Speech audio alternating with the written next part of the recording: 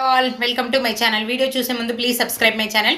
Emmanuel and Tanuja fight గురించి discuss చేద్దామండి. నిన్న బాత్రూమ్ దగ్గర ఇమాన్యుల్ ఏమంటాడు, ఎస్ నేనే నిన్ను నామినేట్ చేద్దాం అనుకున్నా కానీ నాకు కుదరట్లేదు, ఎందుకంటే నువ్వు సేఫ్ ప్లే ఆడుతున్నావని తనుజ అని అన్నాడు. బట్ సీరియస్లీ చెప్తున్నా, ఫస్ట్ నుంచి కూడా సేఫ్ ప్లేయింగ్ ఆడుకుంటూ వచ్చింది ఇమాన్యుల్ అండి. ఎందుకంటే ఏదున్నా తనుజని అనే గట్స్ లేక ఫస్ట్ నుంచి ఆమె గురించి బ్యాక్ బిచింగ్ చేసుకుంటూ వచ్చిండండి. ఎప్పుడైతే పవన్ కళ్యాణ్ తనుజ నామినేట్ చేస్తా అన్నాడో అబ్బా లోపల సంతోషమైంది.